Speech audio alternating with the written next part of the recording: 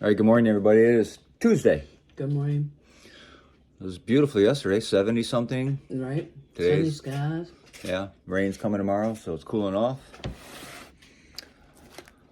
That book there. Today, religious leaders plot to kill Jesus. John chapter 11, starting at verse 45. Many of the people who were with Mary believed in Jesus when they saw this happen. But some went to the Pharisees and told them what Jesus had done. Then the leading priests and Pharisees called the high council together. "What are we going to do?" they asked each other. "This man certainly performs many miraculous signs. If we allow him to go on like this, soon everyone will believe in him. Then the Roman army will come and destroy both our temple and our nation." Caiaphas, who was the high priest at the time, said, "You don't know what you're talking about. You don't realize that it is better for you that one man should die for the people than for the whole nation to be destroyed." He did not say this on his own. As high priest at that time, he was led to prophesy that Jesus would die for the entire nation. And not only for that nation, but to bring together and unite all the children of God scattered around the world. So from that time on, the Jewish leaders began to plot Jesus' death.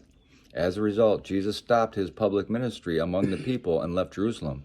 He went to a place near the wilderness, to the village of Ephraim, and stayed there with his disciples.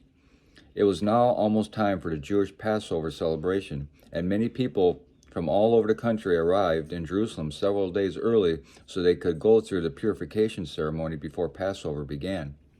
They kept looking for Jesus, but as they stood around in the temple, they said to each other, "What do you think? What do you think? He won't come for Passover, will he?"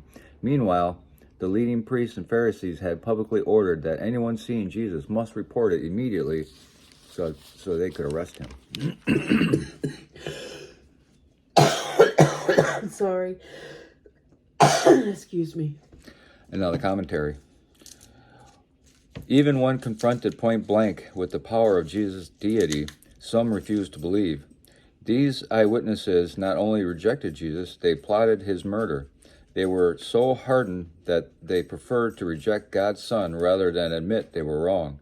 They preferred closure instead of being open to God's miraculous power. Beware of pride. The Jewish leaders knew that if they didn't stop Jesus, the Romans would lash out against all of them. Rome gave partial freedom to the Jews as long as they were quiet and obedient. Jesus' miracles often caused a disturbance. The leaders feared that Rome's displeasure would bring additional hardships to their nation. John regarded Caiaphas' statement as a prophecy. As high priest, Caiaphas was used by God to explain Jesus' death, even though Caiaphas didn't realize what he was doing.